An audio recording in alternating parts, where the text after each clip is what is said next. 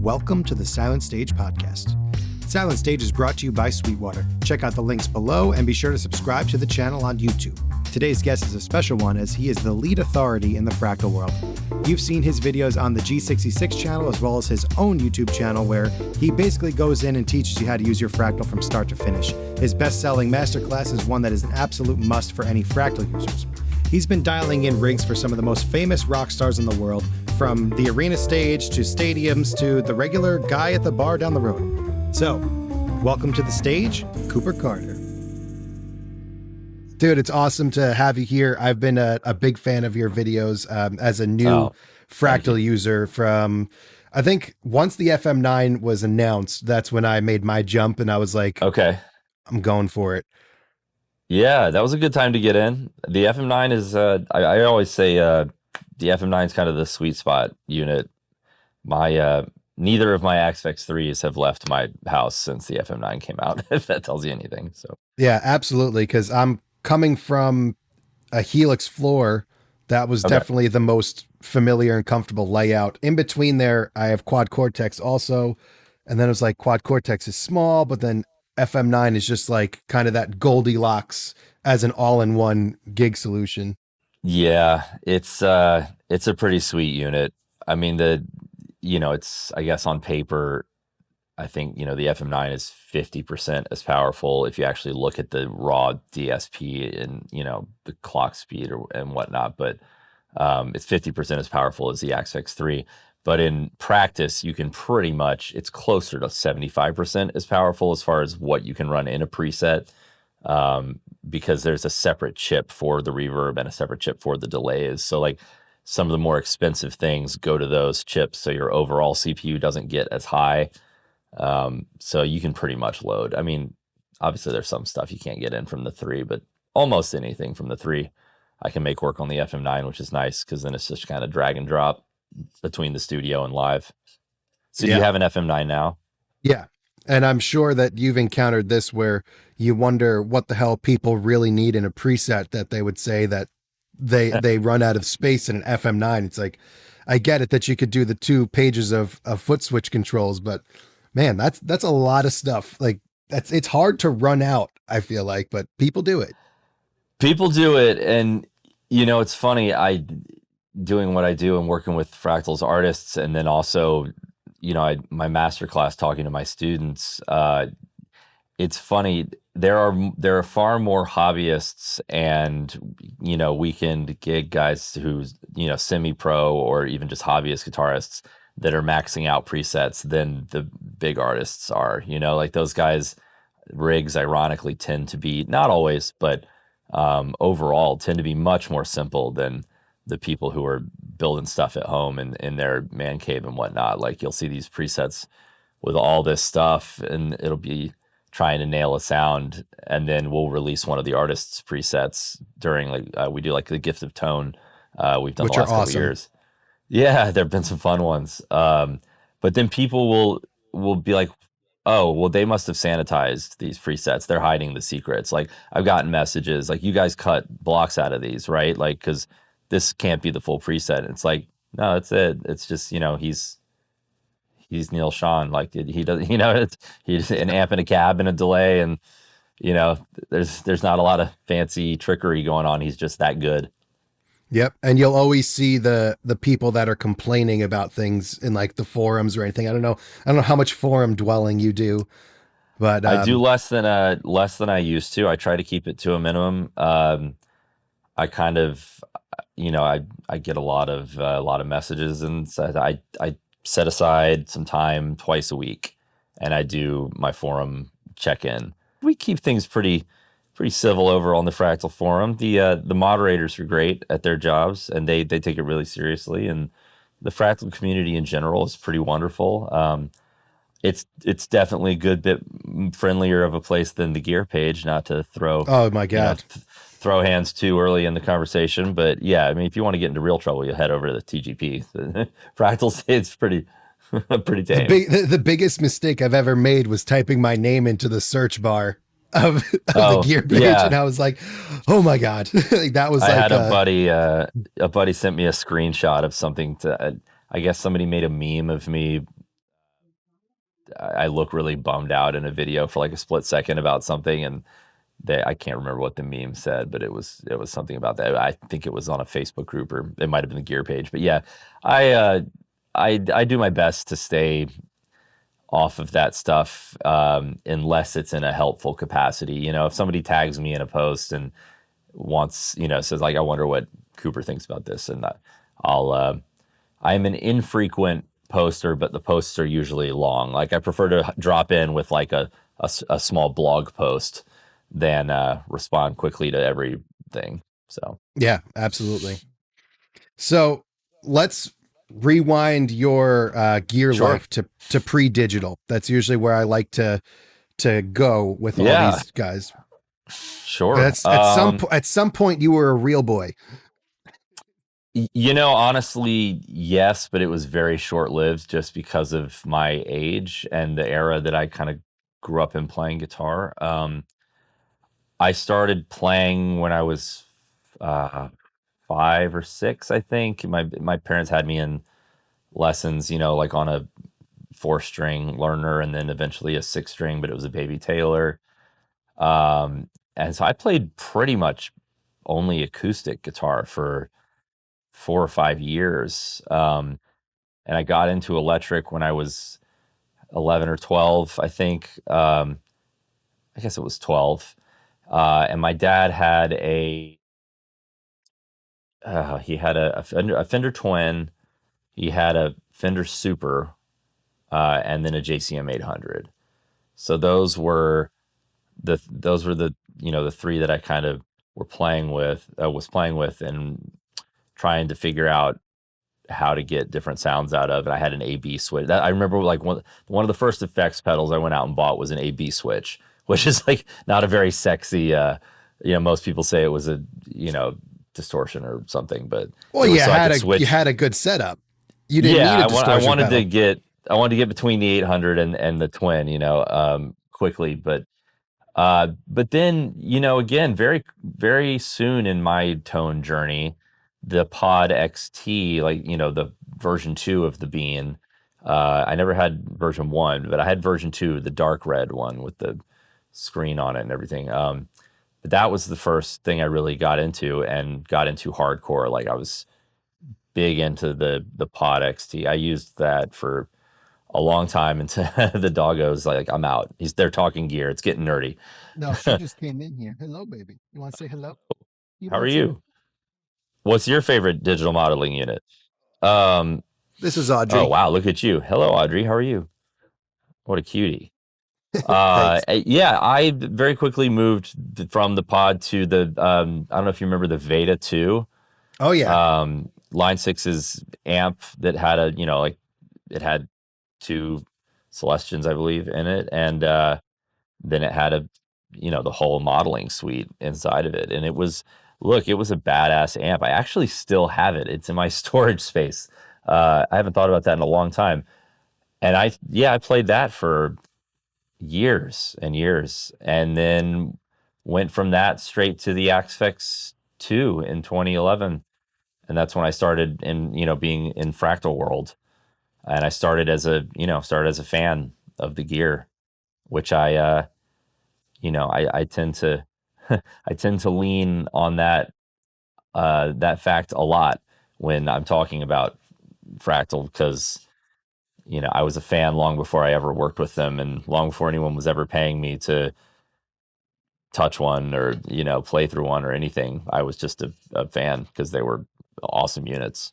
So how did you get from fan to being featured and, you know, and getting all the awesome stuff that you get to do now? You're like their main guy, you know, their main creator.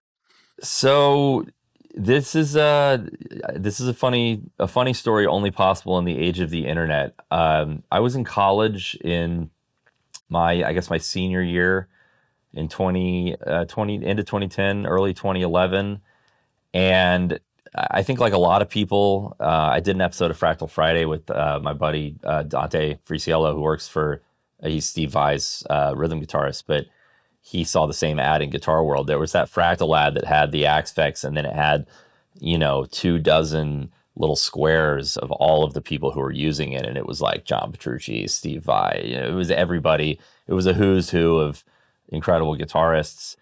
And obviously I looked it up, and that was the XFX 1 Ultra at that point. But they had announced that the 2 was coming out, I guess, at that point.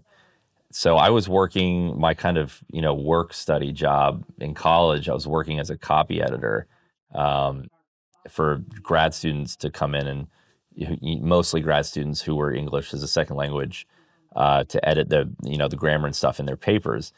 And Fractal, Matt Picone, who's now, the director of Fractal, who was one of my closest friends now, was in my wedding. He had posted on Twitter, we're working on the manual now, so it's close, as like a teaser about when the 2 was actually going to be dropping and available to the public. And I just tweeted back at them like, hey, I'm a copy editor at Northwestern University. If you need somebody to copy edit the manual just to get an inside look, like I just want to, I'm just a fan and a nerd.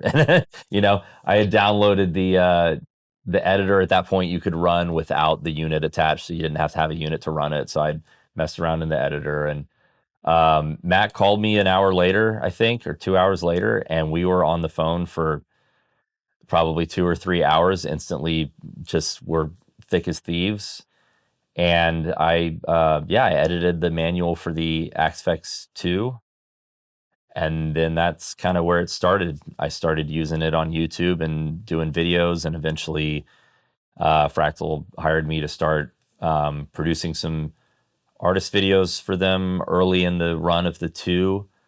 And then, other artists saw those, and those artists started calling me, and kind of snowballed from there. And, I started working with doing what I do now, which is, designing the sounds and the production design around the units for the shows for most of Fractal's artists at this point. The ones that don't do it themselves. There are some that are, it depends on the generation and the genre. There are some bands that they don't need or want my help, and there are some that do, and then I'm happy to do that when they ask. So what a wild story. Yeah, that's where it all started. I literally one tweet. I could trace it all to that.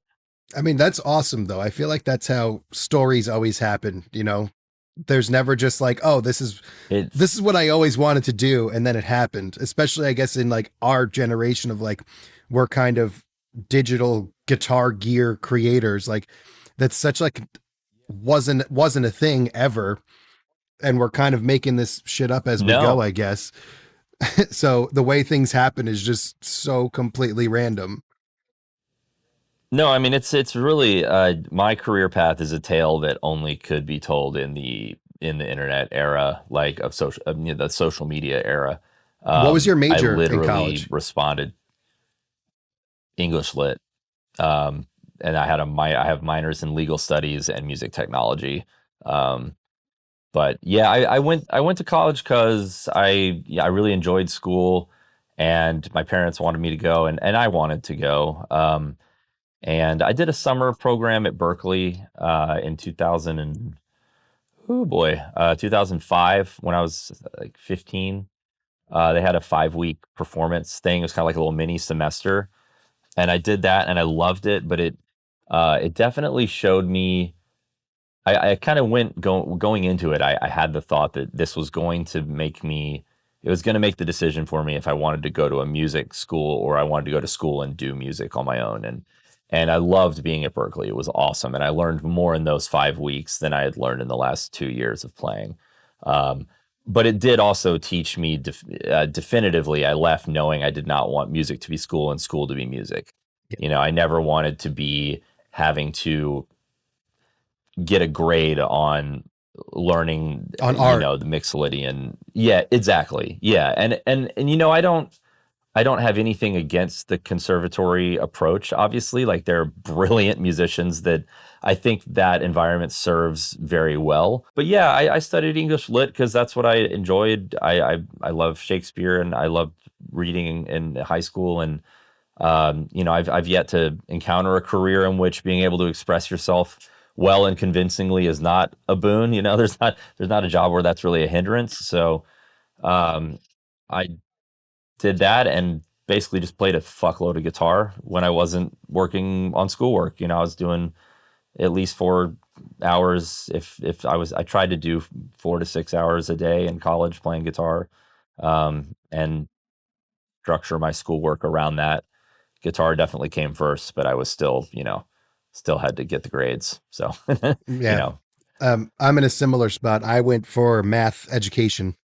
oh, cool. So, yeah, very Nice. expensive piece of paper saying that I can be a math teacher.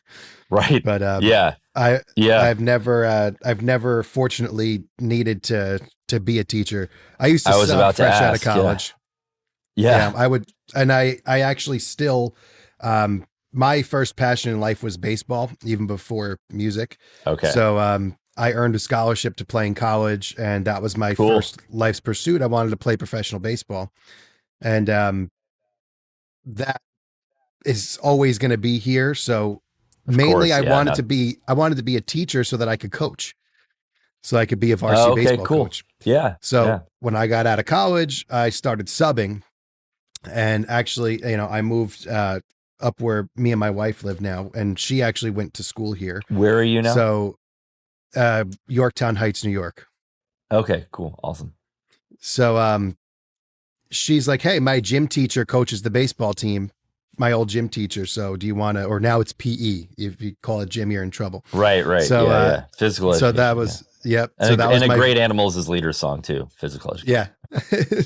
So my first day in the school was as a baseball coach, and I still now 12 years later, I'm the varsity baseball coach, which is That's that's like awesome. that's where I guess because music has taken hold of like the real full-time gig, that getting to go to the field for a few hours a day is, like you said, like you have those 4 or 5 hours a day where you work Yeah. around that. Like, so It's I still great. get to coach.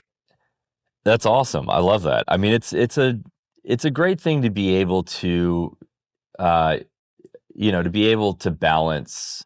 And I struggle with this, and I think a lot of professional musicians who work in a performance adjacent role. Obviously my main gig is not playing live on stage anymore. I did do that in my early 20s, and um, the last major tour I was offered, I actually, um, as I turned it down mainly because I had just met, like a month, or I guess a month and a half before, met the woman who I've now been married to for, I've been with for 11 years.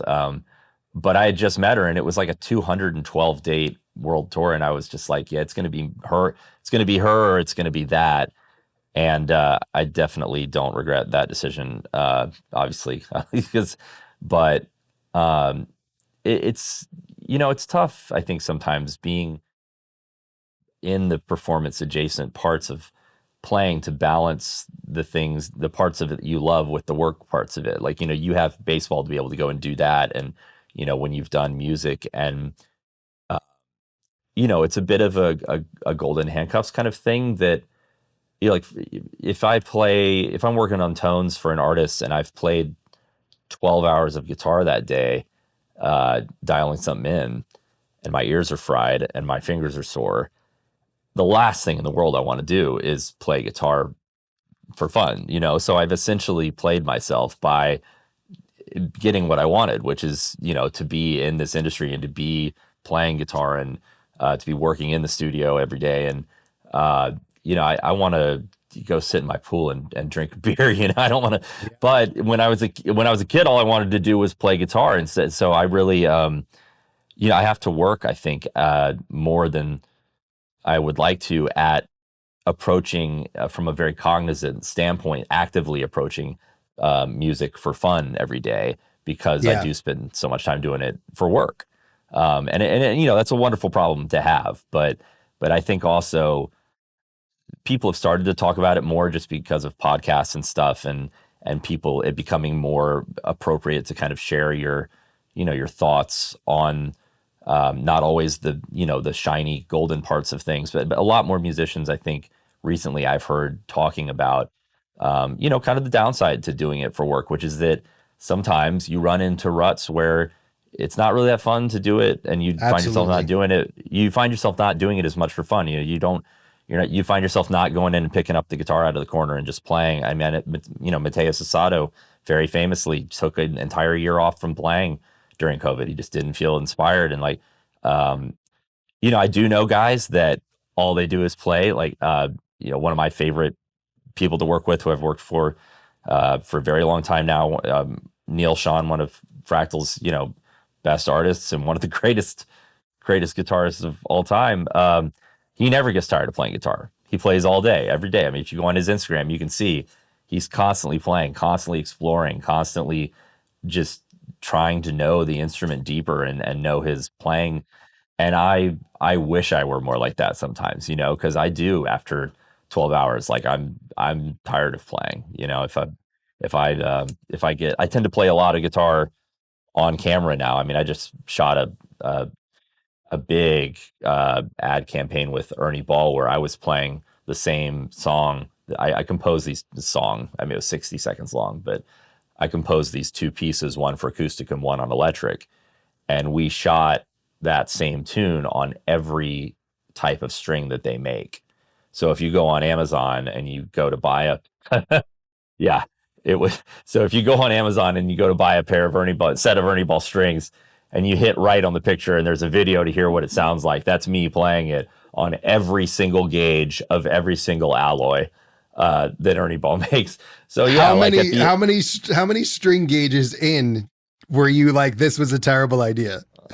Oh no, honestly, the day of, it was actually a blast, because I mean, Ernie Ball and Music Man, I mean, Ernie Ball, Music Man, same company really, but they are so wonderful. I am so thankful, and so they're one of the, anytime I'm working with them, I'm 15-year-old me is like, all right, buddy, good, Yeah. you did good. I'm kind of pinching myself every time I work with them. They're such a wonderful company, and everyone from Brian Ball and Sterling Ball all the way down is just fantastic there. So no, I mean, day of, that was not, we were all kind of laughing and getting kind of like slap happy by the end of it by how many times, I mean, the stylist who was dressing me, and then Tim Dove, the AR head at Ernie Ball, and the engineer, we still joke to, we hear those two tunes in our nightmares, like they're never gonna leave us. But how much better yeah, were your later takes? Where were your best? This is a guitar player question now. Where were your best takes? We went back actually, and the very first set of strings that we did on day one, we went back at the end of day two and reshot, because I was like, listen, you got it now. So dialed in now. Can we?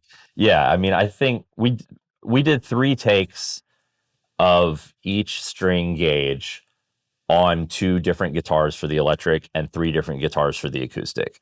So it was 3 takes on 3 acoustics, 3 takes on 2 electrics, times all of the string gauges and all of I'm sorry, not the gauges, all of the different alloys. They were all the same gauge. I misspoke earlier. They were all 10s, but it was all of their different alloys. So I don't even know what the math is on that. It was a lot of videos. But yeah, no, safe to say I was not going back to the hotel and playing guitar for fun after that session. I was kicking back with Netflix and a martini for sure. Yeah. And you're like, I never want to touch a guitar again. I go through the same thing. I started with Helix tips for myself. Like, I was just a touring guy using a Helix, and I started putting together tips, like same thing, like talking in the forums, like trying to help people. And I even think back and I'm like, man, I used to have so much fun just dicking around with it, just like, I'm just going to sit here for 2 hours and mess with different delay parameters and really have fun with this. I could not picture sitting down and like just not having the time now that like you said, like, and now that it's taken over my life and, a lot of it is work-based, I don't often sit here as much and just try and have fun and mess around with things. Yeah. I mean, I thankfully, I thankfully still do. I mean, I don't mean to, in saying all of that, imply that I don't ever do it for fun anymore. But I mean, I love going down a rabbit hole. I was Cliff, who's the CEO of Fractal, who is really drives the firmware updates. Fractal's pretty famous for releasing firmware updates almost every week. It feels like. They are the best For, at that. I give them credit, man. That is yeah, crazy. and honestly, that comes down to everyone at that company having a relentless drive for improvement and just unwillingness to accept anything other than the best. And that it's why Fractal has proliferated in the circles that it has, and with the players of quality that it has. And that really comes from the top down, from Cliff and Matt. Cliff is always, I mean, to your point about messing around for 2 hours, he completely remastered all of the Mark IIs and Mark IV models in the unit. And I was just down a rabbit hole on the Mark II, dialing in Dream Theater tones and playing through. And I pulled up a bunch of backing tracks and started playing. And I probably played like 6 hours of Dream Theater songs, just had a blast doing it. And I hadn't done that, in a couple months. And actually, I sat down and run through a bunch of Dream Theater songs. It was really fun. And it was all because Cliff had updated the models. And, as a beta tester, I needed to check them out and make sure that everything was running the way that it should. And then 6 hours later, I was like, oh shit, I was supposed to do something other than this at some point, I'm sure, but I forgot because I was having so much fun with it. So And it's now the difference is you didn't want to go sit. You didn't need to go sit in the pool with a martini after that. You just no, left feeling like wow, that was awesome. yeah, no, exactly. So I mean, yeah, let it not be the takeaway from this that I don't love doing that. I mean, it's still, it's still all I really want to do if given Yeah, given the it's more choice. that it's more that we don't have as much opportunity as we used to just to just spend that time dialing Yeah, in and having fun. Obviously, yeah, yeah, beta testing and all that stuff, but like it used to be all I would do.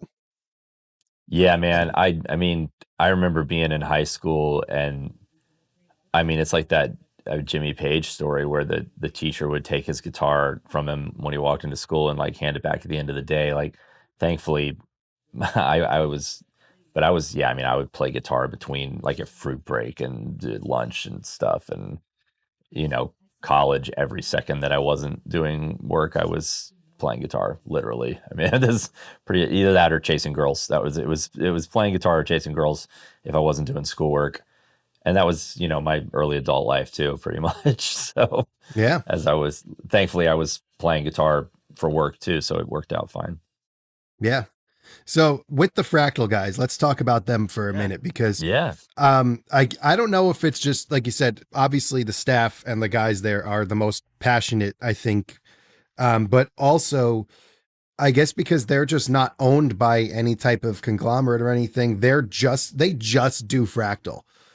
And I feel like them being totally just in their own bubble and their own circle is so advantageous because there's no red tape. There's no, hey, we need to approve this. I love that they do the public betas where it's like, hey, here's a beta. If it sucks, we warned you. And if you don't want to Yeah. do it, wait Yep. till it comes out. And I feel like that's such a good idea because so many companies now that kind of I've become the digital modeling guy where I have all of these units and I have experience with all of them. You Including an see, R2 unit. yeah, of course. Um, you always see where companies fall apart in areas, and it's usually in stuff like that where it's just I read the release notes on the stuff that Fractal updates, and I'm just like, why did they even think of updating this? Like you said Cliff just went in one day and remastered all of the mesas. Like, did they need that? No, he just probably felt like Relentless doing it. pursuit of perfection. You do see these big leap forwards in firmwares. In the Aspects 3, I 16 was a very big one. 19 was big. 23 was a big one. Cliff has these epiphanies sometimes, and I mean, he is truly the word genius is one of the most cheapened words in the English language. People throw it around all the time, but I'm going to use it now. I mean, he is he's an incredibly rare combination of a genius electrical engineer and a genius coder. And those two things coming together is an incredibly powerful thing for, any endeavor in the digital world. But he also is a true lover of guitar. I mean, he's a damn good guitarist himself. But he basically built the first Axe effects on his kitchen table because he wasn't happy with what he had seen from modelers. And he was a gigging guitarist. He played, bar gigs and club gigs and on the weekends. And he was working at another company at the time. And I basically just decided to build it and say, if I sell a couple of these a year, then great. And it went from there. But yeah, I mean, there is no red tape because it's very lean. It's not owned by a giant conglomerate, like you said. But, also I was saying this in another interview a couple weeks ago. I think and I'm not here to badmouth any brand, and I do firmly believe that the tool that works for an individual is the right one for them. Um, I do push to introduce people to Fractal who are on other modelers, because I do believe personally that it's the best one out there. I've also seen many people who, honestly, some of whom I can't really mention, get the Fractal is the only unit that I have seen repeatedly fool guitarists that you and I both know, who I will not name, that when you are in an environment where you can mic up their rig and get it in an isolation room and plug in a Fractal and get them in the control room and give them an AB box and go, and then hand it to them and say which one's your rig. Um, we are long past the point where they all sound good in a mix. That ship is, I mean, they all sound great in a mix. Every modeler you can name. Most of them above a certain price point sound really good if you're listening to them soloed, not in a mix. Where the Fractal, I think, really still has a clear edge, and I think a lot of the artist list on Fractal's website speaks for itself. The feel of not playing through a digital unit, the feel of playing through each of the discrete amps, they all feel different. They all feel like they should. That is because of Cliff's relentless pursuit of perfection in being able to develop the algorithmic language to capture the randomness of an analog system, to capture the shortcomings of analog systems. I mean, and how to fix them. Yeah, if you want. Exactly. If you want. The models in, if you pull up the Plexi in an Axe 3 and you start running it really hot and you start, you dial in a lot of speaker compression, and you're going to get the sound of an amp French frying itself to deliver the amount of gain that you're demanding from it. And that is not a pristine thing. It takes a lot of really revolutionary code and digital language to be able to describe and recreate that experience happening. Not only sonically, but the tactile experience of that. That's so much of it. The other thing, to your point about just the conglomerate thing too, I think one of the big differentiators between Fractal and the other modelers is that Fractal sells directly B2C. There's no middleman. There are distributors in foreign markets, obviously, like G66, who I work very closely with. They produce Fractal Friday with me.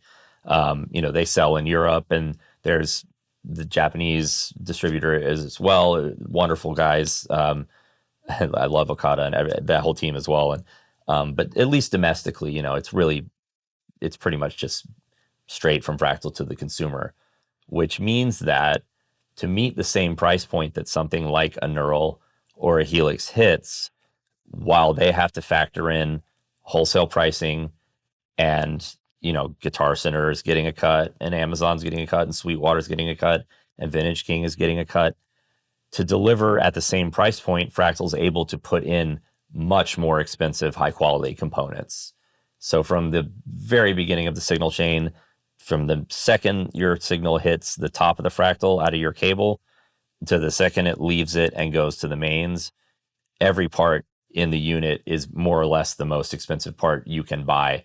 It is the best part to, it's like the Matrix guns, lots of guns, and every, component for a digital audio piece of gear flies past you, and Fractal picks the best ones off the shelf and puts them into the unit. Yeah, they're not And cutting they're not making margins. They're just making what's best. there is no cost cutting happening. There is no compromising on the audio signal path because there's just that huge cost of selling to another company that they don't have to do by selling factory direct. And that you can feel that, you can hear that, the AD, the DA, the op amps, everything in the unit is, we joke a lot of the time that it's military spec. And actually kind of, speaking of the forum earlier, it got a little political, but there was a Fractal user in Kyiv, Ukraine, and his building was hit with a rocket, and his his home burned. And when he returned to his home, all of his belongings were destroyed. But he posted a picture. His Axfex 3 was actually still functioning. It's charred. You can go on the Fractal forum and see the photos. I mean, it looks like it's been hit by a missile strike or a bomb because it I hope they sent him a new one. A G66 actually set him up with it. They repaired it. But it was still working. So it's a really, really hardcore unit, and that is it's a fun thing to see because again, I'm not here to badmouth any brands, but there are definitely very popular brands out right now that I get a lot of calls from artists saying, "Hey man, I thought I was good with this, but it's falling apart on the road. We'd love to check out a Fractal. We hear they're really roadworthy," and we're always happy to get those calls. But there is, I think, a clear difference between the modelers in that sense, and a lot of that just comes from the decisions that Cliff and Matt have made about what they are not going to compromise on quality. They refuse to, because what's the point if you're not going to make the best thing you can possibly make, then what's the point of doing it? That's and not having to answer to anybody. Yeah, that's huge too. Another one that was most impressive for me, of all things, my Fender Tonemaster Pro was on a shelf in my closet and fell off and landed on my FM9 right on my, I was vertical, and my value encoder, it just crushed it. So like the main encoder that you need to do everything with. Sure. So I sent it back to Fractal, and I just, I had to pay for the repair. I got my tracking notice. It's like, okay, your unit has arrived at Fractal Audio System. Okay, cool. 2 hours later, it's like, your product is on your way home. I'm like, what? So they literally just awesome. They received it, opened it, and were like, easy, easy, easy. Here you go back. There was no weeks long. There was no paperwork. There was nothing to it. It was just, hey, I sent it back. They got it that day. They fixed it and they sent it back. I was so impressed with the speed that this happened. They got it and it was back within an hour and a half.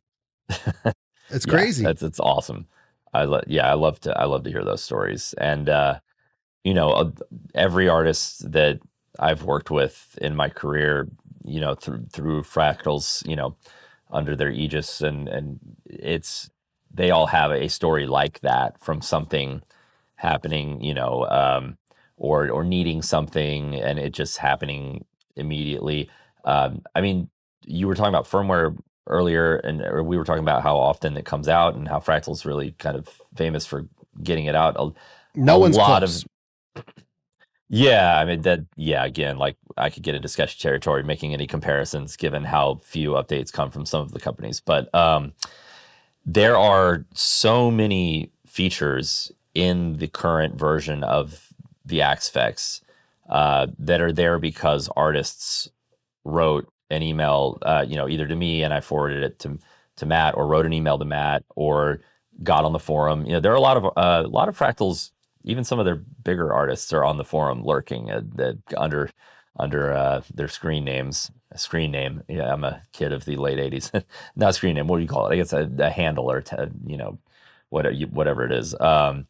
Screen name is very AOL of me, but Remember that AIM? yeah. Oh yeah. I remember it very, very, very well. But yeah, a lot of the features that are in the units are by virtue of artists asking for them, and Cliff being like, "Yeah, I'll write it in," and he'll do, and not just artists, users. I mean, people post all the time on the wish list section, and in the next firmware, it's there, which is I really noticed cool. that too. Yep. Yeah, And it's being someone that's not working with Fractal, I have no relationship with Fractal whatsoever. So I am literally just a fan and an observer.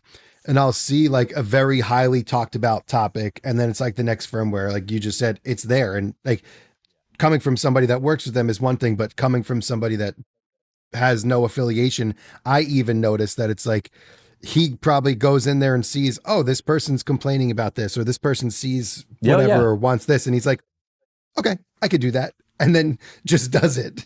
It's actually it's amazing because, like I said, I don't care about talking about any of the other modelers. I don't think I'll be getting in trouble with anybody, but it's just a fact. If they want to get upset with that, then step your game up. You know.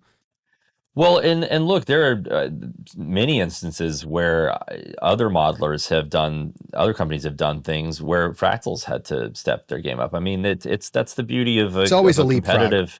Yeah, it's all of this innovation is a tide that is truly raising all boats. I mean, the digital modeling sphere and the ecosystem of that technology, specifically as it pertains to guitar signal processing, the last 10 years have been absolutely breakneck speed innovation.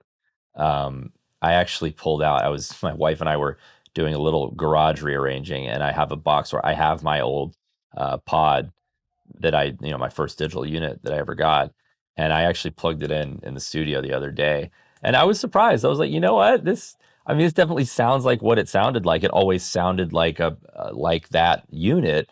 But it was fun. It sounds cool, like does it feel great? Does it respond to the volume knob well? No, not really. But like there are plenty of albums that were recorded. I think what Weezer album was all pod?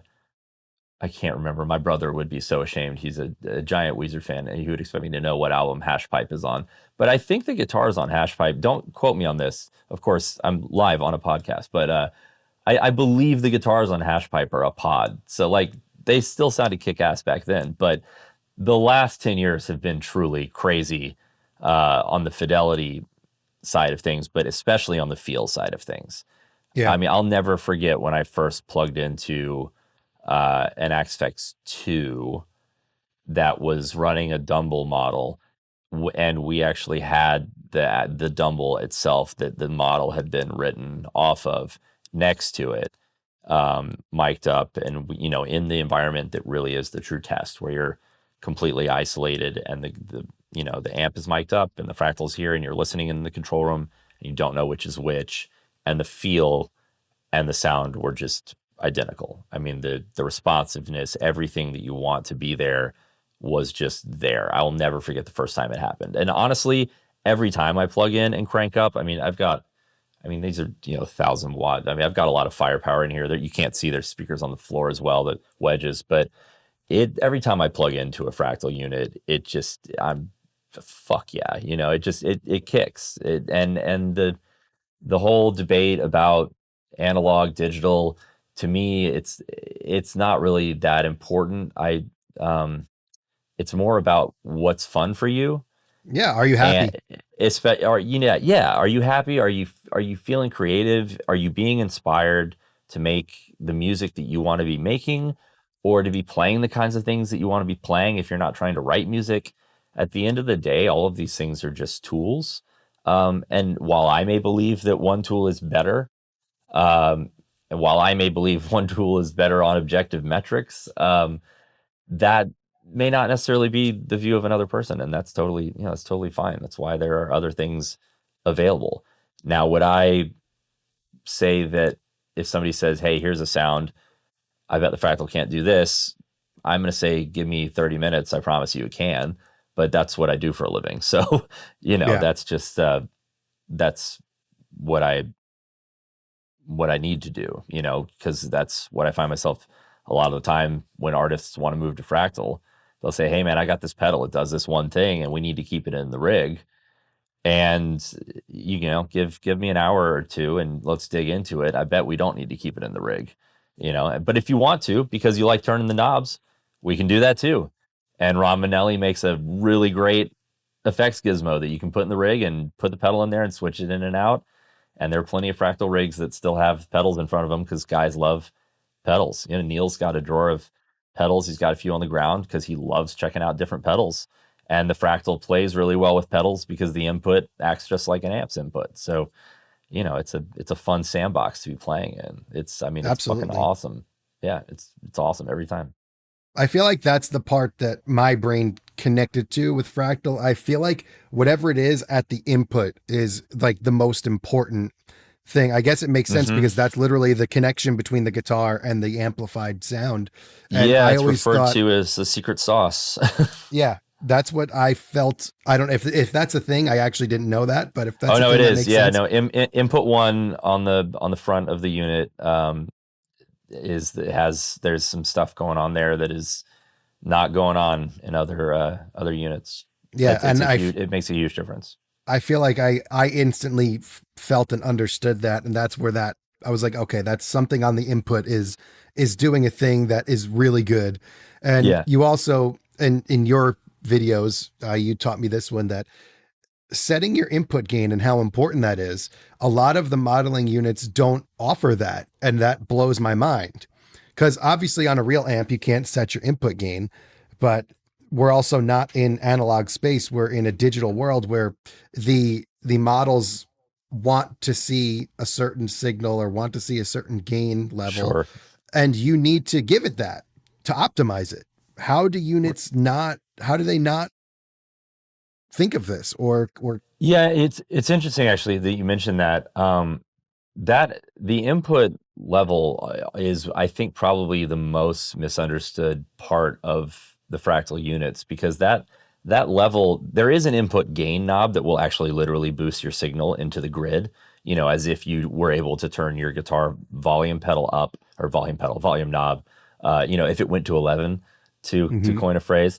That's actually sending more signal, but the instrument level in is actually adjusting how much signal is being sent to the AD converter. So if you turn it up by 5%, the converter then turns it back down by 5% before it hits the grid. So you're not actually changing the amount of signal that's going in. You're just optimizing the signal to noise ratio, um, except at the very extremes of the knob. But that's kind of not important. But the um, the idea of having an adjustment for signal to noise on a unit as quiet as the Fractal, it kind of cracks me up. Like, it's such an incredible example of how detailed uh, they want to be with things, which is awesome. One of my favorite things to compare it to in this era is, I'm an EV guy, but I also, classic cars are awesome. So I'm, on the analog digital thing, it's kind of like the Fractal and the other modelers. They're kind of like a Porsche Taycan or a Tesla S. Like, they are just objectively quicker and more efficient, and there are all these things about them. But the analog stuff is still sexy and kind of more simple and easier to wrap your head around it, and more tactile. And sometimes it's fun to do that. Vinyl's exploding now, even though we have lossless streaming, because there's something fun about having that experience. But there's something really cool too about having a unit where you can dial in your input gain with that level of specificity, and you have so many options available to you to dig into your tone that before you would have needed a degree in electrical engineering to even begin to understand, or risk getting shocked opening the back of an amp and exploring without any kind of formal training. um, it's a wonderful time to be a guitarist because we have access to these things that can get that specific if you want to. And if you Yeah. don't want to, you can just turn the bass, middle, treble like always. I say that at the top of all of my master classes for each of the Fractal units. If you've never opened the back of an amp before to get a great tone on a physical amp, you don't need to go past the first page of the amp. Like it's not, but if you do, it's there. And I So think that's probably the biggest deterrent from Fractal is that you can do everything. yeah, And option paralysis. when you first get it, obviously you shouldn't touch that stuff. That's why I like in the VP4, they kind of do the basic mode and the advanced mode. I think that's actually a pretty good idea, especially for new Yeah, users. that was Kind a of big don't let you change. see Yeah, what you can do. Don't let them see exactly. what you could do. I wouldn't be surprised to see that paradigm continue in any future Fractal products. Because yeah, I mean, I do think if the one, I mean, it's not like it's a secret, but the one thing that people will always say in reviews of Fractal and when you're comparing Fractal units to other units, there definitely is, it is an embarrassment of riches, how much you can actually access, how granular you can actually be with your tone shaping and your rig building and any other, facet of your creative process. There's a reason that grocery stores only put 3 or 4 different kinds of something in one space. Studies overwhelmingly show that people buy more things more quickly when they're given fewer options. But Fractal users have already bought a Fractal, and it's the opinion of everyone in that orbit that these tools should be made available if people want them there. But I do try to make it, again, I say in my master classes and I say in a lot of the videos on YouTube, you don't need to use any of these advanced parameters to get a great tone. If you had a great tone on an analog amp and you've never taken a soldering iron to its board, or you've never unscrewed the back panel, like you will be able to get that same tone in the Fractal. But if you want to start messing with them, you can, and there's no risk of electric shock, and you don't need any Yeah. cables. You don't need any 9 volts. You don't need a soldering iron. You don't need, and also you're not going to blow anything up. If you do, I mean, hot bias the shit out of that amp. See what happens, Yeah. like So it's I'll just put you on the spot here. mouse Then. click. I'm going to put you on the spot then. So you get hired to go to these famous guitarists, studios, stages. I've seen Yeah. you on stages. I've seen you in studios with a ton of famous guitar players. How advanced into the menus do you get when they're speaking to you? Like, is it always dependent on, do they know what they're asking for sometimes? And you're like, oh, okay. They word it as, oh, I need it to be more purple or Yeah, something. of course. And Sure. Yeah. and you have to now interpret that. Is that going to be an advanced parameter? Like, how simple are the presets that you're having to build for people when they're telling you what they want? Right. Yeah.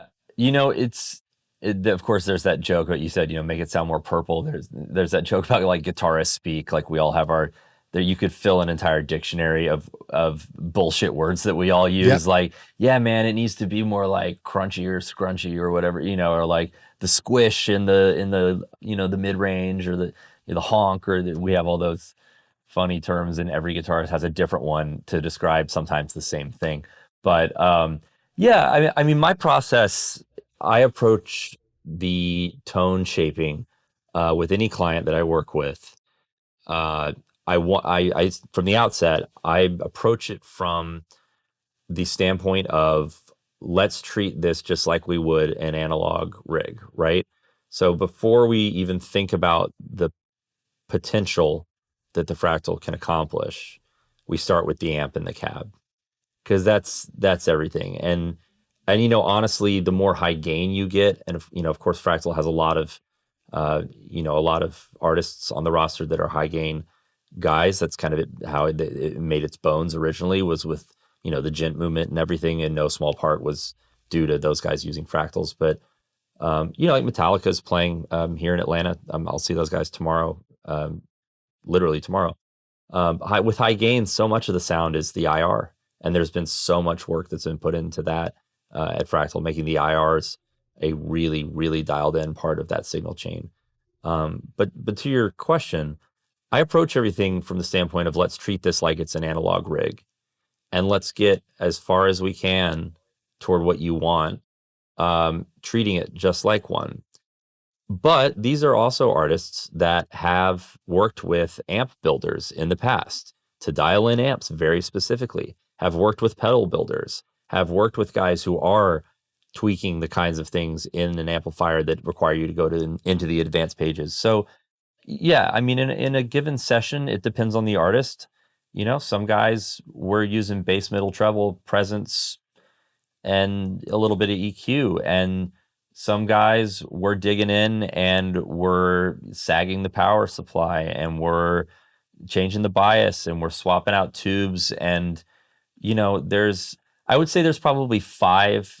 And yeah, I keep referring to my master class. It sounds like I'm trying to plug it, but um, put classes.coopercarter.com. No. Yeah. Links below. I do have yeah, right. I do have a section in that class where I just say, look, this class is not going to cover every advanced parameter because there are too many of them. It's outside the scope of a 14-hour class. We could spend 14 hours just on the amp block, literally. But here are 5 parameters that I use, and I explain them in very simple terms. Like, if you want to change the character of your distortion, you're going to be playing with the tube hardness.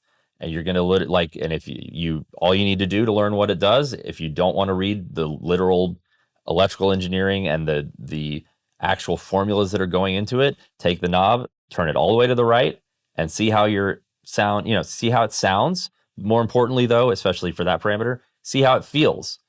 And then turn it all the way to the left and see how that feels. And then find the place in the middle where it feels right to you. I do a lot of impedance mismatching as well, because, guys used to always, Joe Walsh was very famous. Stevie Ray Vaughan was very famous for, doing the wrong impedance from the amp to the cab to get a different feel. And that's just, that's a knob turn on the Fractal. That's a very easy thing to do. Swapping out tubes. People used to do that all the time on analog rigs, and it's a click of a mouse there. So, there's 4 or 5 advanced parameters that I'll go to. I tend to spend a lot of time once we really get down to the nitty gritty, and we've got the tone that we're happy with. And I say, all right, you're happy, but like, watch this. Let's make you really happy.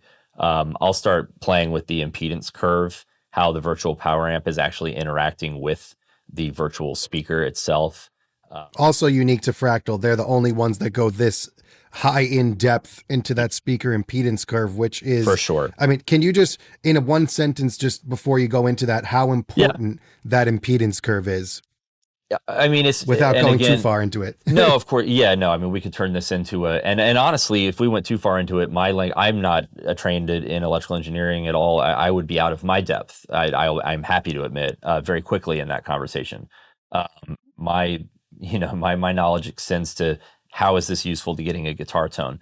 But so, yeah, I mean, the impedance curve is huge, especially with high gain, because that, the womp womp, the chunk chunk, that low end resonance, that's all coming from how the power amp, or the head itself, or if it's a combo, the amp part of it is interacting with the speaker and the load that speaker represents, and how much power you're giving it, and where in the EQ spectrum you're delivering that power, where the amp is tweaked to bounce back once it loses a bunch of energy to translating huge low-end transients. I mean, the recovery time that it literally takes for the power to, fill back up, so to speak, to put it very, very simply.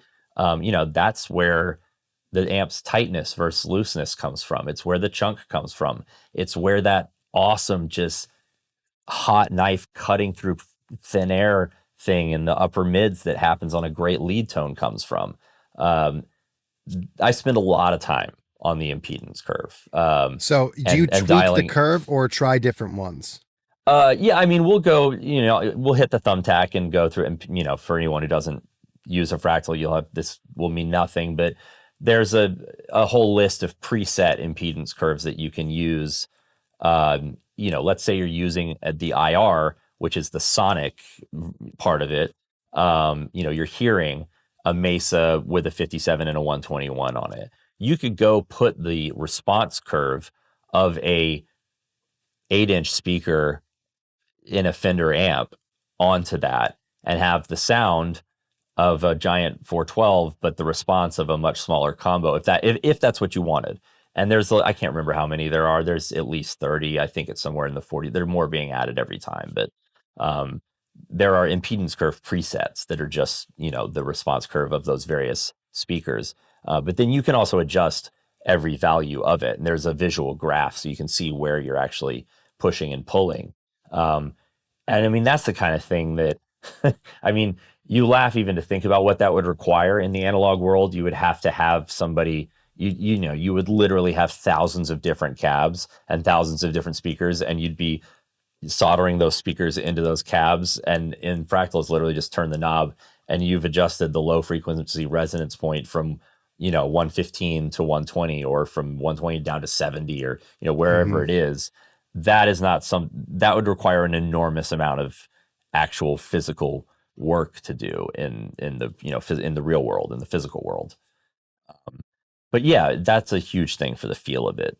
But it's also the kind of thing that's the 1% on top of the vast majority of it is, you're a baseball guy. The 95 mile an hour fastball is that's pretty damn good. 99 is exponentially better. It just it's not just 4 miles an hour faster. I mean, it's a world of difference. And so you can be almost all the way there and be totally happy. But if there's a parameter that's going to take you even a few more percent, the law of diminishing returns is going to kick in eventually. It's going to stop making a huge difference, but you can definitely start putting some icing on that cake and really start getting it to a place where you would spend years maybe working with an amp developer to try to dial in a physical piece of hardware to respond the way that you can get in 5 minutes with a couple mouse clicks. So that's your secret sauce. Your Cooper Carter secret sauce is speaker impedance curve. Like that's how you get from wow, this is great to wow, this is perfect. That one and tube hardness I tend to play with a good bit as well. And then it's like almost a cliche at this point how much I put. I do it in almost every one of my videos. There's in the input EQ of the amp, which is basically just before anything that happens in the amplifier block, there's an input EQ that essentially is there to save the CPU of putting an EQ in front of an amp, like using an EQ block. It's internal to the amp block, so you don't have to waste the I think the EQ block is very low. See, I think it uses 3% or something CPU, or maybe even less. But there's an internal EQ, and I always, almost every artist preset you're ever going to see, if you go into the amp block, if I've worked on that preset, there's going to be about a 2.5 dB fairly wide Q bump in somewhere in the mids between like 800 and 1300. And that to me, that's my actual secret sauce. Like if that's my one trick for improving a tone, it'll be set a little fairly wide Q bump and just make a nice little hill right in the middle of the tone before you hit the amp, because the guitar is such a mid-range instrument.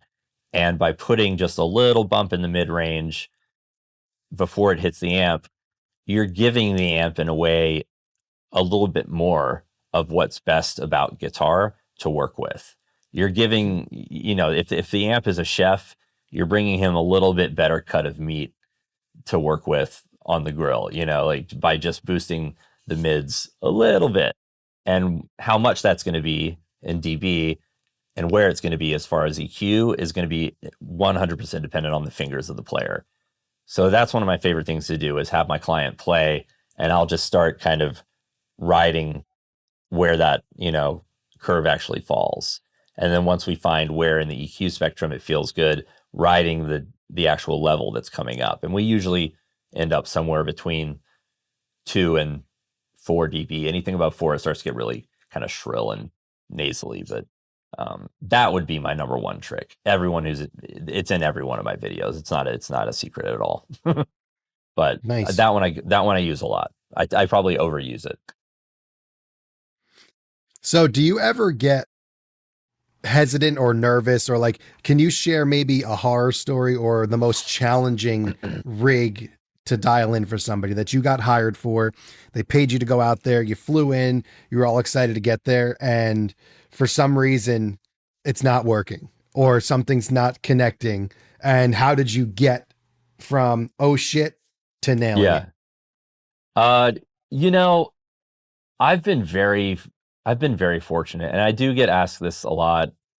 What's like what's the worst experience you've ever had, or like and all that. And I've been very, very fortunate to work with people who are, by and large, enormously professional and really dedicated to putting on the best show that they're able to.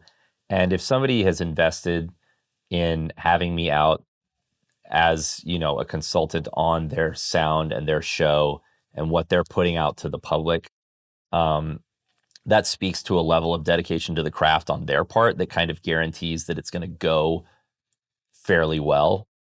Um, the story that immediately came to mind to me, though, before you finished your question, even wasn't exactly that kind of scenario, but I'll tell it because I think it's a good story, and it's a similar. It was definitely an oh shit moment, and I think honestly to this day it's probably the most professionally terrified I've ever been. And it wasn't a big Perfect. deal. Yeah, it wasn't a big deal, thank God. But to me, it was the end of the world. So I make no secret of the fact, and John knows this. Like I grew up, I am the biggest Dream Theater fan. The first time I got the opportunity to work with JP, it was like what is happening? Like this is crazy. And we've worked together for years now. So thankfully, I've chilled a little bit. But but I I guess I was at the Astonishing. It was the Astonishing, yeah. So they were playing. Dream Theater was in town in Atlanta, playing the Astonishing all the way through, and they were at the Symphony Hall here. And I came by before the show to say hi, and we were, and John is he's a constant tone chaser. He'll come between songs and change his amp sound, which is so cool. I mean, he's always in search of perfection. So we at soundcheck, we were fucking with the chorus a little bit, and he uses a Mastermind GT out on stage, even though the show was being triggered by MIDI changes from playback, like so many are now. Most bands are, I would say, above a certain level, and even some of the smaller ones at this point. Anyway, we were fucking with the chorus, and I went out and I made a change to the Mastermind to get that chorus that we had just dialed in to be the one that came up when he hit his rhythm tone instead of the other chorus that he'd used. And we were like, all right, cool, fuck yeah, sounds great. And I headed out to front of house to watch the show. And about 20 minutes into the first set, I get a text from Maddie, his tech, who's a legend and the sweetest guy in the world. He's like, hey buddy, whatever we did, John can't turn the chorus off. And I just like melted. I mean, like I was probably beet red. My stomach felt like the bottom fell out of my stomach. I was like, fuck. Like I just fucked up my biggest hero other than Jimmy Page's show, Meanwhile, it probably still sounded great. Yeah, and I mean, it's not like John's tone is any stranger to chorus. He's fairly well known as a healthy user of big chorus. But when he was going to hit the dry rhythm, that chorus was still on. And so I immediately, as chilly as possible, essentially ran down the aisle of the Atlanta Symphony, where half the audience was season ticket holders, which is always hilarious when you go to those shows because they're all like elderly people who buy the season and they go to everything, and then Dream Theater shows up and they're like, what the fuck, and then the next day it's Vivaldi or whatever. But so I'm like scampering down the aisle, and I go backstage and I run up to the rig, and Maddie's like, it's fine. I was younger, but I was like, okay, we can fix this. And I'm looking in the menu of the Axe Effects, like going through the parameters, and I realized that what I had, we were doing this at soundcheck, and it was like we were running out of time, and it's just kind of the result of in the moment experimentation. But I had fucked up something in the Mastermind, not in the Fractal, and there was no way I was going to go out on stage in the middle of the show to fix it because it wasn't that big of a deal. So we waited until there was an intermission in that tour because they were playing the whole album. And I went out and changed it on the pedal at intermission. And I went back and I was just like, John, I am so sorry. And JP is famously one of the sweetest people in the world. And he was like, I was dying inside. And he just said, oh, honestly, man, it kind of sounded cool. I was sort of digging it. I was like, all right, awesome. So it wasn't a big deal at all. But that definitely is a. Did you leave that going? He's lying. No, not at all. No. Yeah, No, he okay. would no. He he was just being nice. I'm the worst person in the world. Nah, he's a very, very chill guy, and he's constantly experimenting and messing with things because he loves it. It's fun, and I love working with people like that. Neil is another one, JP is one. There's a lot of I think it's kind of a self-selecting group in a way, because if you have, as a guitarist that was on analog systems for the majority of their career, if you are the kind of person who's ready to embrace the bleeding cutting edge of digital technology for your live show that you have built a fan base around for decades, I think you're also the kind of person who's open to that sometimes not going perfectly, because you are riding the edge.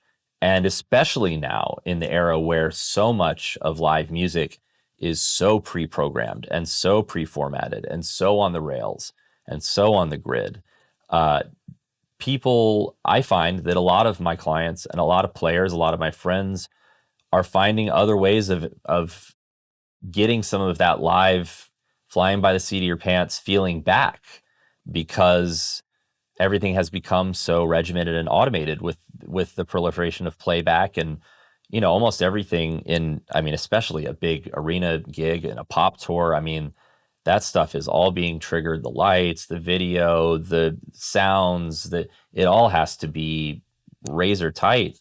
And if it fucks up, it's being recorded by everyone with their phones. So, and that's been kind of a bummer for the players who used to be a bit more into improvisation live. I've seen it happen over the 15 years of my career. I've seen players who used to improvise a lot really be bummed at how little they feel comfortable doing it now, because if they beef something, the headline's going to be, insert famous guitarist who's famous for being always on, fucks up song, it's like, yeah, it's his song. He can do whatever the fuck he wants with it. Yeah. Like, he didn't play it exactly the way you wanted. Too bad. That's live music, baby. That's what's beautiful about it.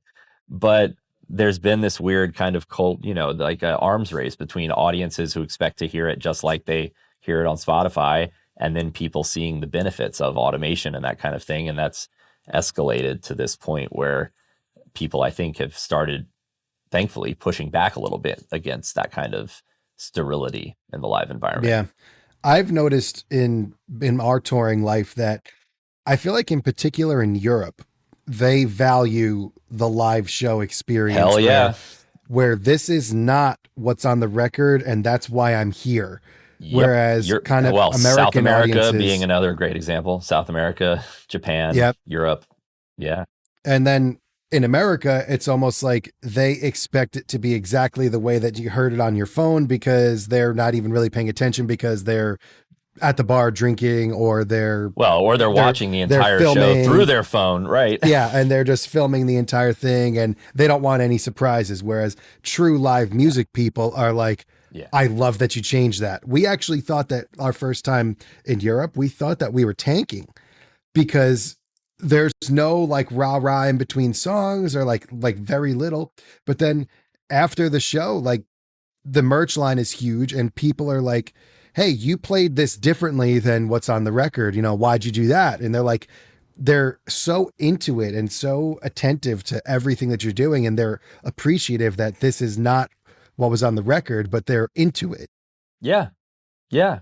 There's, and I think, again, that it speaks to there's definitely, and we could have a whole different conversation. There's definitely a very real cultural difference between what American audiences want out of a live show and what European audiences and especially South American audiences and um, you know, Eastern Asian audiences. Like it's definitely you could have a completely different live show for each of those markets and be in a good position to have, you can also do the same show in all those markets and you'll just get, I mean, I don't want to trash American crowds, but I mean, I think most people, it's not a secret. It's not a well kept secret, at least, that like people tend to be a little more into the live experience in South America and Europe, and their festivals are a little wilder than ours are, and there are fewer people on their phones. And, I mean, it's they still like rock and roll as a culture generally. Like they still like hard rock a little more than America does, at least at this point. And it'll come back around. Everything comes in waves. But yeah, I think it's a live music has always been where my heart has lain, I suppose. I love albums, but I love the creative process of making albums. But there's something about live music to me that is just more interesting, and I think it is because of uh, that element of unexpectedness. And as we have progressed, you have to be very careful with the amount of technology that we can leverage now. You have to be careful that you don't walk yourself into a situation where there's not room for that kind of error, because human error is what makes music interesting. I mean, even on a record, double tracking. Why does double tracking sound so fucking cool? Human error. Because even if you're trying to play it as perfectly as possible, and you listen to somebody like John Petrucci or Billy Joe Armstrong, who is like one of the most underrated rhythm guitarists ever. If you go look up the Green Day stems from their Rock Band game that leaked on YouTube from the game disc, his double tracking is amazing. But the separation between the parts and what makes it sound wide is the most perfect, the best humans' inability to perfectly recreate anything that they did even a minute earlier. And so we want some of that. I have a trick that I use, and I did a video on for live shows for bands that are on a grid on the click, which is, again, like most bands now. I will dial in, let's say we've got a tremolo or a rotary, a Leslie, and I'll set the tempo to whatever the playback system's tempo is. Let's say the song is 120. And then it'll deliver back depending on if you got a quarter note or a dotted quarter note or whatever you want the delay to be. In parentheses, grayed out in the Fractal, when you select a tempo, you will see what the milliseconds are. Mm-hmm. I will get those milliseconds and then turn off the tempo lock and just crank it down or up like 2 or 3 milliseconds so that it's not perfect, so that it's slightly out of time as they keep coming around. I wouldn't do that for a part that's supposed to be on the grid. Like obviously the intro to Boulevard of Broken Dreams would not sound good unless it were going right on beat, right? But if you've got a tremolo that's not that dramatic of an effect, tempo locking that seems like a crime to me, because tremolo originated in amps where good luck getting the tempo of an amp to match with a knob. So I want it to be a little fucked up. So I'll go and find out what that value is and then just screw it up a little bit. I'll do the same thing with delays, like delay tails.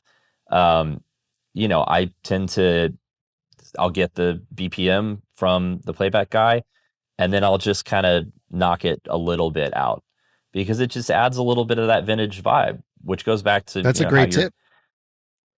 I mean, it's just basically recreating what people used to have to do. I mean, I'm sure you know the famous story that Pink Floyd, when Gilmour was when he was using the first digital rack delays that were ever developed, they used to get hot and they would drift.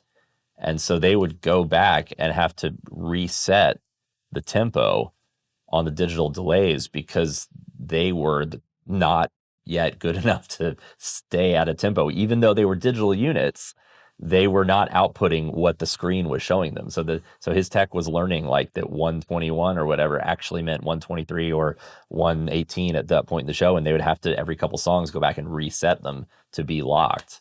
And in our amazing and objectively great perfection of so many of these technologies, we've lost some of that messy element that can make music more fun.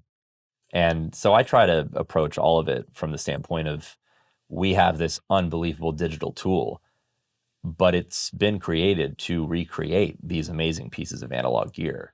So we should lean into what makes them great in the first place. You know, the snarliness in an amp. Why are you, I see guys dialing that out.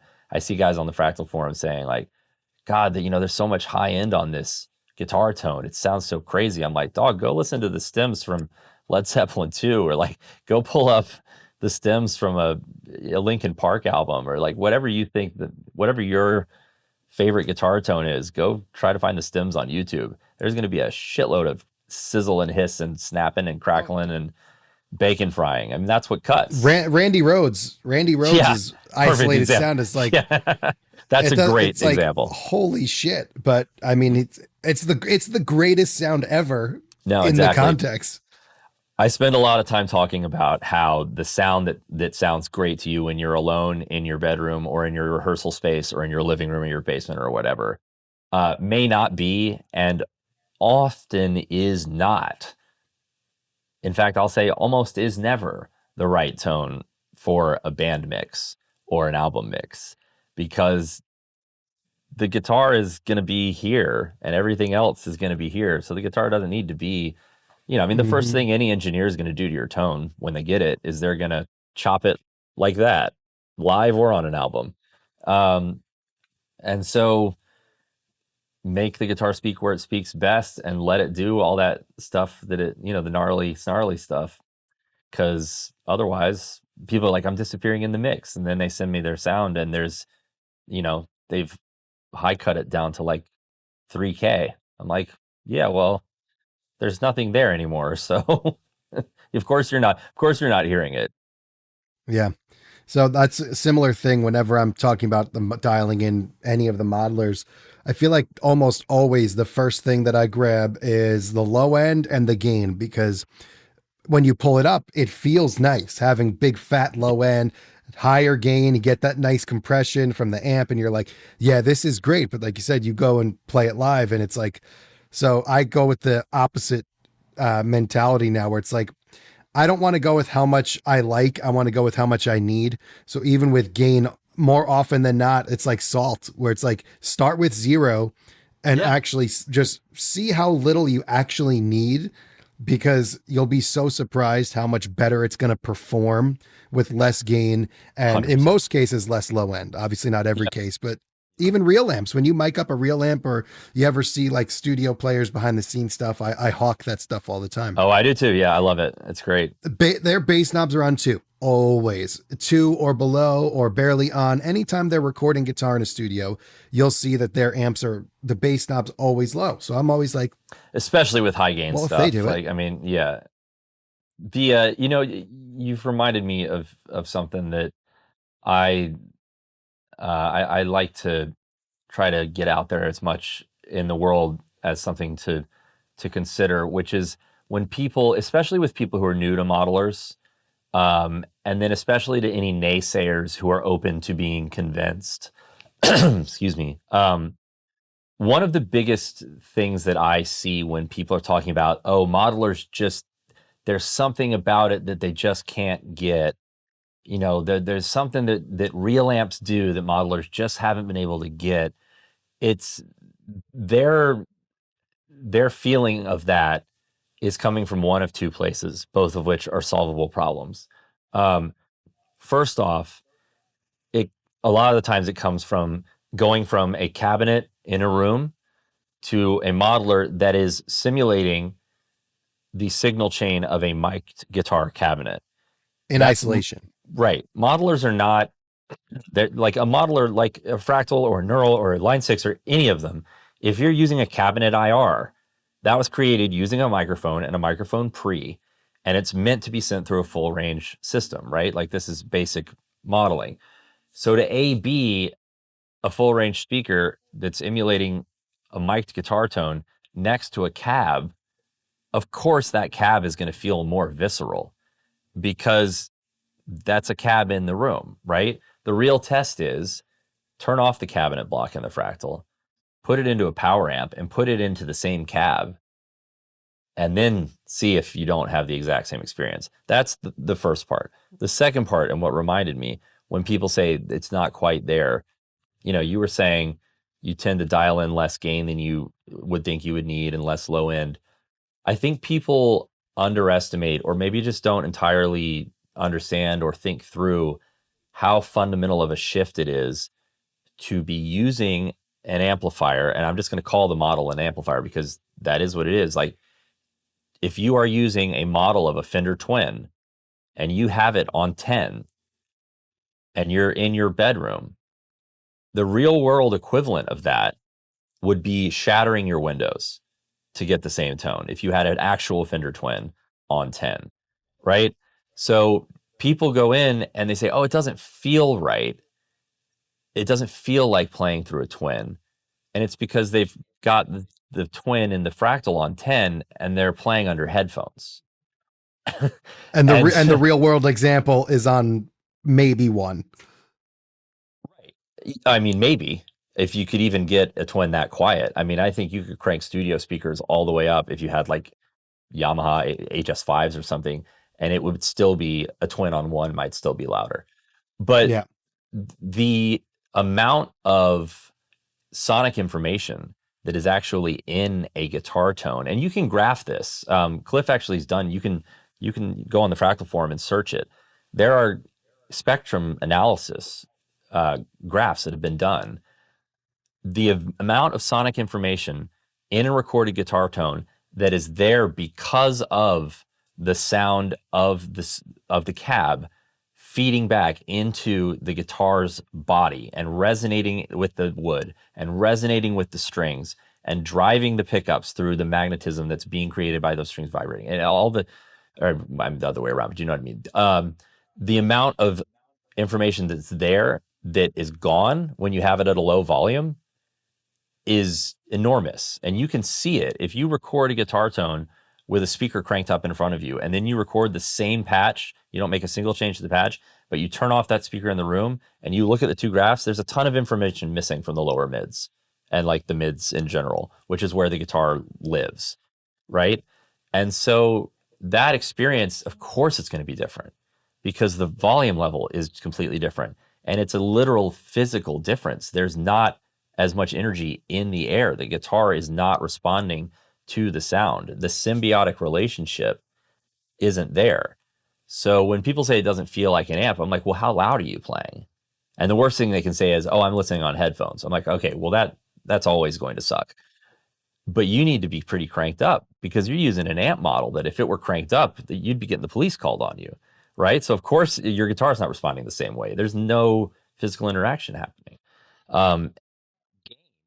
And you can again, like, I'm not going to get into the actual like algorithms and the formulas rather, but the gain of a guitar and the gain of an amp, the actual mathematics and the physical nature of what governs how much a guitar sustains and how much feedback creates gain and increases gain is dependent on the guitar and the amp and the speaker rather being interactive.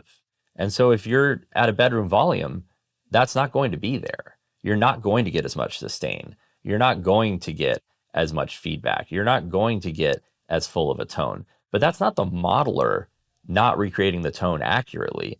It's you putting the modeler in an environment where it's not able to do it. You're basically handicapping it. Yeah, even thinking of it as basic as the pickup is a microphone for your strings, right? Sure. So if without a speaker behind you, it's only picking up the strings.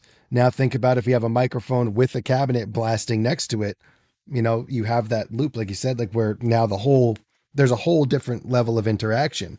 That's actually funny. My initial struggle was with sustain and practicing. We were actually covering All Right Now. Yeah.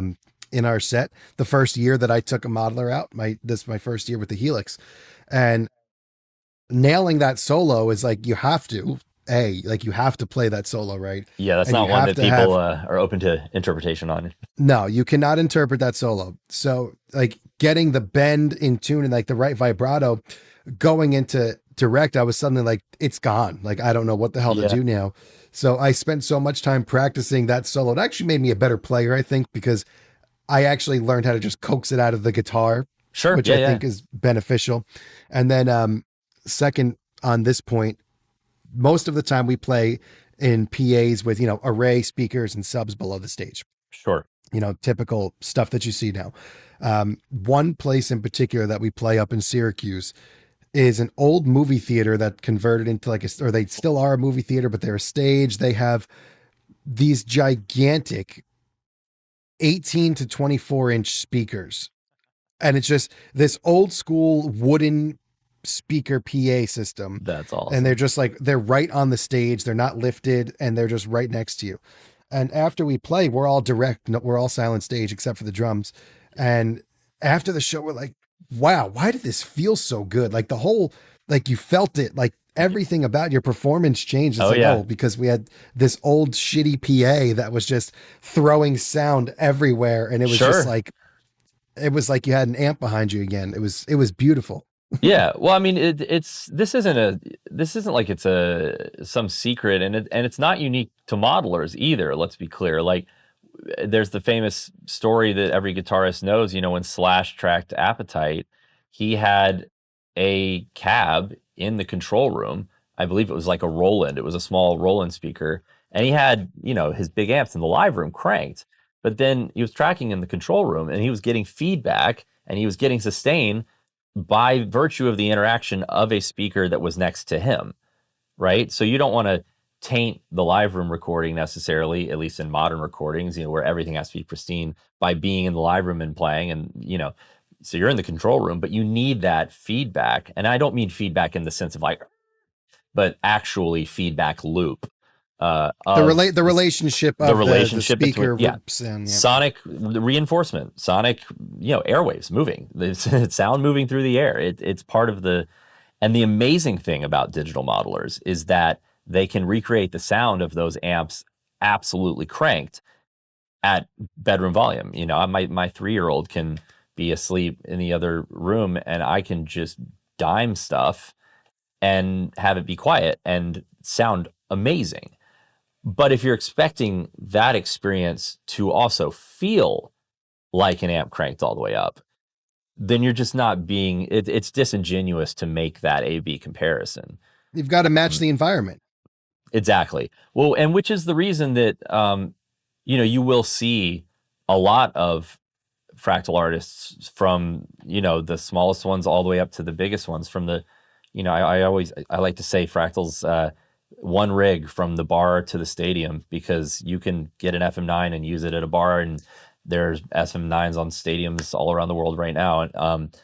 But most of our most of the bigger artists, most of the people that I work with, they will have, everyone's on ears at this point. I don't know. I mean, there are very few people not on ears just for the hearing protection alone, but you're obviously not getting any feedback off of an in-ear. So most bands now will either have a cab on stage, like what Bush does, like Chris Traynor and Gavin Rosdale. They've both been Fractal Direct for years. That's all the front of house is hearing. They have some cabs on stage, though, because they want to feel the chunk. They want to feel the air moving, and it helps it sound better, not to the audience, but to the player. And that gets them more into it. And then they have a better performance. Metallica runs cabs on stage. They're not mic'd. You're hearing the Fractal at front of house. They also have Meyer wedges in front of them, which we also spec out for Dream Theater, Maroon 5. Like anyone who can afford to tour with Meyer's MF 210s or 212s should absolutely be doing it. I mean, they are the gold standard for FRFR as far as getting a speaker that sounds amazing to play through. But they're not in everyone's budget. But a lot of guys who are on ears will have those monitors in front of them. Can they really hear that monitor? Not really, depending on how loud their ears are. But the guitar can hear it, and that's really important. But you can also be in some venues, like you mentioned that theater. I've done plenty of shows on ears without anything on stage, and the PA is just loud enough to where it's moving enough air to get the guitar to feedback and react the way you want it to. And that's, that's pretty rock and roll. When you've got a PA that's ripping that hard, it's a lot of fun to be playing. Absolutely. There's a great David Gilmour quote. I'm not going to get it verbatim, but it's something to the, there's no feeling like having a guitar that's cranked so loud that you feel like you could lean back and the cabinet will keep you from falling just from the sound coming out of it. Like that's awesome. That's where I always want to be as a guitarist. And so so I get it when people are like, it doesn't feel the same. I'm like, look, just get a power amp and a cab and put it on stage and go direct to front of house and use IRs for that. But there's nothing in it's this weird the internet contributes to this, and our current culture contributes to this. Outrage culture drives so much of, it's clickbait and all this and that, and so much has been made of the analog versus digital thing. Like, there's nothing that says when you switch to a modeler that you can't still have a cab on stage.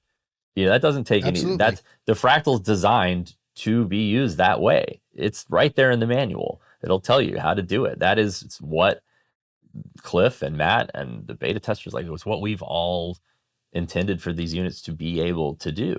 It's not, I get people who will sometimes be like, oh, so-and-so, they're still using a cab on stage, so I guess the Fractal can't, really replace everything. And it's like, well, here's 10 bands that don't have cabs on stage who are just as talented and, famous or whatever. I mean, it's a personal choice. It's what the people want to hear. And it's the beauty of how many options are available in modelers in general, and specifically the Fractal in my case, but all of the models, is they offer so much that they can pretty much get any player to sound exactly how they want to. So the sounds and the presets, and you asked earlier, like my gigs, my work, they are as varied and the spectrum is as wide as there are guitarists and creative songwriters in the world. It runs the gamut. And these units can keep up with that because they are so powerful. And you don't need separate rigs. No. You don't need a separate rig for separate gig. No. I mean, look, Zach Brown and, Clay Cook and the Zach Brown band has got the same unit that Aaron Marshall has got out with Intervals playing progressive metal, and Clay's playing country fried country. Like, and they're both the Axe-Fex, and that's it. There's not much wider of a gamut that can be run than that. I mean, we've got, everything from country to pop to metal to rock to jazz, and it's all just one unit. It does it all. And again, and all the modelers are doing that now. It's just a question of, how roadworthy do you want yours to be, and how good do you want it to sound, and how much do you want to spend, and it's all these variables. Everything's decisions. Yeah, none of them make you a better player. Well, so that's the great conceit, right? We're all looking for the talent knob, and it's just not there. And I've definitely gotten to points with people. You could run a search on the Fractal forum, but I think Cliff has a couple times and I certainly have many times had my patience expire with a certain person on a forum at any given time, and ultimately just be like, I think the answer is you need to just go sit down and play more guitar and practice. Yep. Because if you're not getting what you need out of the unit, what can I tell you? It goes back to that thing, like, we released a bunch of presets, and a lot of them I had designed during the Gift of Tone, and people were like, these must be sanitized. Like, there's nothing special going on in these. And it's like, yeah, no, there's not.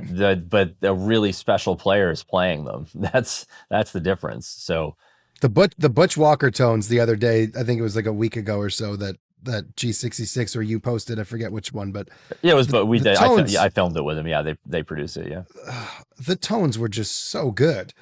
Yeah, man. I mean, you're talking about the guy who gets the call from Weezer, Taylor Swift. Like, I mean, everyone in the world wants to work with Butch Walker because the guy's ears are just, I mean, he doesn't have gold ears. He has fucking platinum ears. He's got diamond ears. I mean, it's and his presets are, people were clamoring for the presets, and we'll probably release one. Butch and I were actually just talking about that. We're probably going to release some because people loved that video so much. I'm glad you enjoyed it. The matchless sound. I mean, that's my sound. Yeah. I have a real matchless. Oh, And cool. all the Yeah. modelers, I use the matchless channel too. All of them.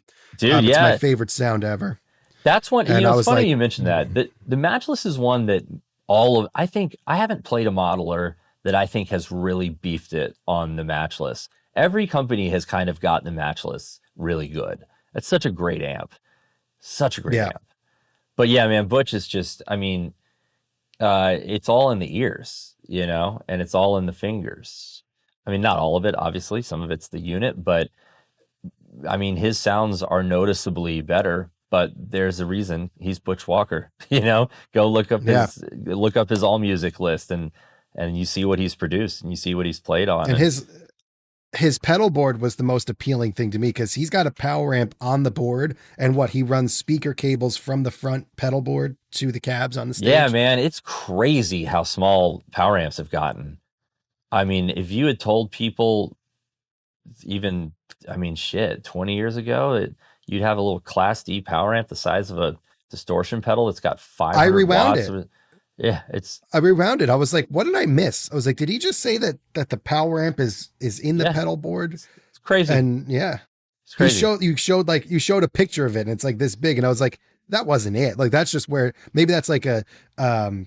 Like that's a switch pedal board or something. Like, yeah. It's an input box. And I was like, yeah, that's what I thought it was. I thought it was, I was like, I can't believe that that's literally it. No, I mean, it's wild. I used the term 10 minutes ago or whatever, but about the Fractal's options and its, sonic palette. But we live in a time that is an embarrassment of riches as far as creative tools for musicians, for filmmakers, for visual artists. Like, digital technology has absolutely reached just a zenith in terms of being the perfect tool for whatever it is that you want to do. There is something that will let you do it. And, now we're going over the edge of that into this new era of AI and everything. And it's going to be a whole different paradigm that we have to contend with and harness and learn how to use in creative and meaningful ways. But yeah, man, what a time to be alive. A tiny power amp on a pedal board. It's crazy, right? It's wild. I mean, like crazy. An FM3 and a little power amp and then a backline cab, and you've got access to almost 400 amps, the entire history of guitar right there in like a 12 by 12 footprint. It's amazing. Nuts. Yeah, I mean, I want to show one to Muddy Waters from the, and just like, this is what you could have been Hendrix playing. And be like, God, can you imagine? I know. That's always my first example, is like, what would Hendrix be doing with this? I got a comment yesterday on one of my videos, like, Hendrix would never use anything like this garbage, this digital stuff. Are you kidding me? He would have been the first one to be using it. Come on. Yep. Yeah, I mean, hey, people on the internet know everything. Octave fuzz and a wah-wah pedal and stringing the guitar upside down and playing behind your head. I think he would have been very into turning a knob and going from a tiny little combo to a giant stack with stereo chorus and a multi-delay and a fucking enhancer and of course he would. It would have been insane. I would love to get one in front of David Gilmour. Who's your guy? Who's like three of them? I pick one. I'm going to pick number one as Gary Moore always. Gary Moore for me. Hugely underrated. I just can't even describe what he can physically pull out of a guitar that people just can't do. Ferocity.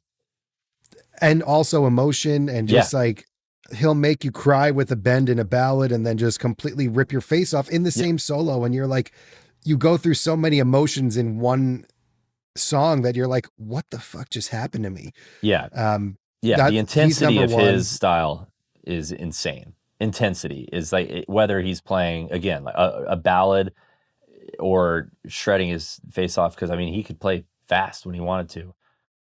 Man, yeah. And then he's got the volume on 2 on his guitar, and he's just like doing these breaks and like doing swells as he's bending, and you're just like, this is shit that like you just don't learn this. Like, this is just something No, you can do. I'm that's in you. convinced. Yeah, yeah.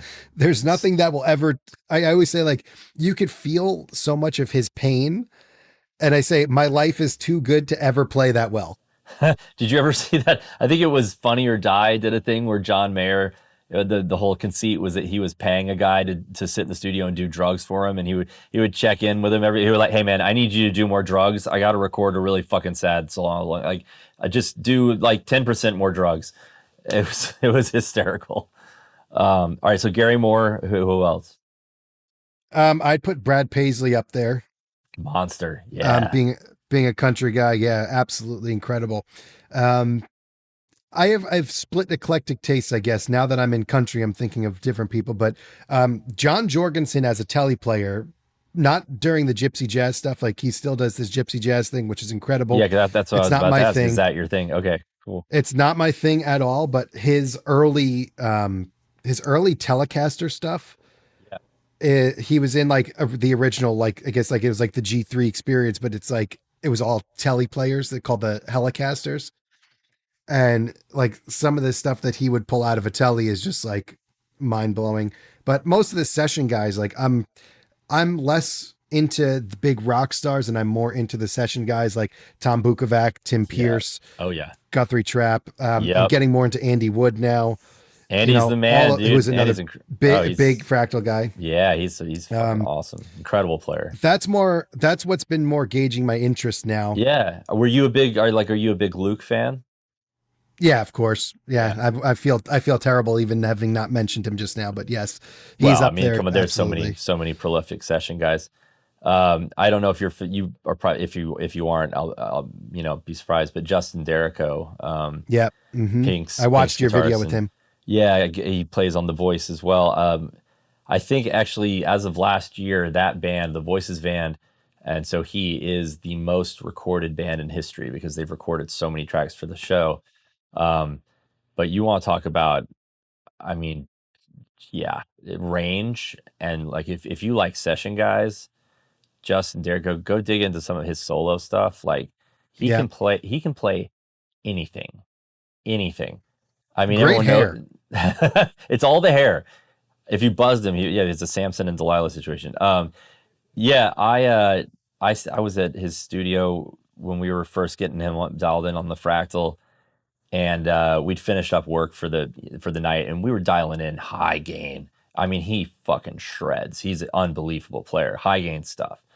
And a lot of the Pink stuff where he takes solos, big sounds, a lot of delay. Like it was awesome. We were definitely in arena. We were preparing for her last tour, which was Trustfall tour, which was all arenas. So it was a big sound. And then we were done and our ears were fried, but we were just, he's the kind of guy who plays guitar for fun when he doesn't have to. And that's why he's so good. But we started drinking beers and he started playing country licks. And it was like this completely different player had walked into the room because he was absolutely slaughtering bluegrass. I hate people like that.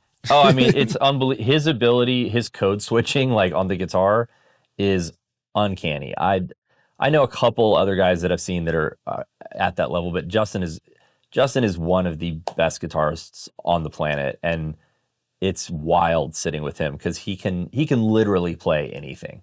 He's working on some stuff right now that I'm not gonna say what style it is because I don't think he would want that out there. But he can play any style. It's crazy. It's absolutely nuts. And when you're sitting there, like, how is this? Like, he doesn't have a box. If he does, it's the biggest box. Like everyone has a box, but his box is about the same size as Guthrie Govens or Paul Gilbert. Like those kind of guys where you're just like, how is it possible that you can do this many styles this well? He is the box. Yeah, right. Yeah. Justin's definitely that kind of player. That's awesome. Cool, though. It's cool you're into session guys, though, because those so often are the unsung heroes of the music. And they don't get to cut it open. So like now that we have YouTube and guys are posting stuff on YouTube, it's like, I eat that shit up because I'm like, this is really what you're capable of. And then you get hired. Like Lukather says, he's like 90% of the time I get paid to play 3 chords and rhythm guitar. Right. And then there's so much in the tank that you need to have. but Yeah. they never get to use. So What's the that's why I like now that we could do that. there's the joke that you know, the jazz, what is it? Like the jazz player gets a $1,000 amp and a $3,000 guitar and goes and plays 3 million notes and gets paid $3, and the pop guy gets on stage and plays 3 chords and makes $1 million or whatever. I mean, there's definitely some truth to that, but yeah, it's fun. Yeah, that's how it is. I love Dude, we watching are session guy we're stuff. Yeah, we've been talking for like we're at an hour almost 2 hours. 50. That's Well, good though. I mean, that time flies. I don't want to take up your whole day. I no, mean, I mean, usually you I feel can like please feel free to cut out as much as you want. There's certainly I more than got enough. in trouble. Listen, I got in trouble for cutting it out. People were saying they like tangents. They're like, stop cutting your video. Stop cutting. All right. All right. So we're going raw unless there Well, was any yeah, man. offensive. No, I'm trying to think back. I didn't say anything out at speaking out of school. I think I have no notes. Yeah, I'm pretty sure we can check the tape. I didn't mention any names I'm not supposed to, so I don't. Yeah, I think the one thing that is funny. I've gotten emails before. I don't. I am a prolific swearer in my everyday life, except around my 3-year-old. Me too. But I don't. There's so many people who know me just from Fractal videos and Ernie Bald videos, and I don't ever swear in them because YouTube's algorithm will push you so far down if you swear. So I got a couple of comments when I did a podcast last year. People were like, "Oh my God, Cooper swears." I was like, "Are you fucking kidding me?" Every other word out of my mouth is like, "Fuck." It was kind of cracking. It was cracking me up because all these people were like shocked. I'm like, "Oh wow, I have a very different." I haven't even thought about how differently I'm perceived from those videos. So there you go. There's a couple. I guess no one's ever sounded surprised to hear me cursing in the real world. Yeah, that was a shock to me when I heard that, because certainly nobody that knows me in person would ever accuse me of not of being prude about that. So it's your literature background, you know? Right. Yeah. I mean, that was, of course. Well, man, it was a blast. Thank you for having me on. I appreciate the invite. Thanks for being on, and thanks for giving me so much of your time, and thanks for the free tips and all the stuff, man. I want to end on one thing. Sure. What's on your performance page? The knobs, you mean? Yep. I'll be honest, I don't use them. Perfect answer. Yeah, man. I am, people assume, given what I do for a living, which is dialing in sounds, that like I must be constantly dialing and tweaking, and like I have done so many gigs where I've literally pulled up a factory preset and turned the gain up like 1 notch and then like played the whole show. I'm kind of I try to be as much of I mean, you can watch I kind of self-aggrandizingly did a artist tone tour of my own live preset on a Fractal Friday, I think 2 years ago. I am like a one sound, ride the volume knob and the pickup selector kind of guy as much as I can be. Obviously, you've got to have different sounds sometimes, but yeah, I can't think of a single time I've ever wanted to go back and tweak something during a show. That's just not my vibe. I want to be like audience, and I get everything done beforehand so that I can focus on the music and stuff. So yeah, I don't have anything on my performance pages. Perfect. Good for you. All right. Well, perfect note to end on. Yeah. Thank you so much, man. It's been a blast. Yeah, thanks for being on, man. And go check out Cooper's links below. Go check out the masterclass if you're a Fractal user. And go subscribe and do all the things. Thanks for being on, man. Thank you so much. Appreciate it.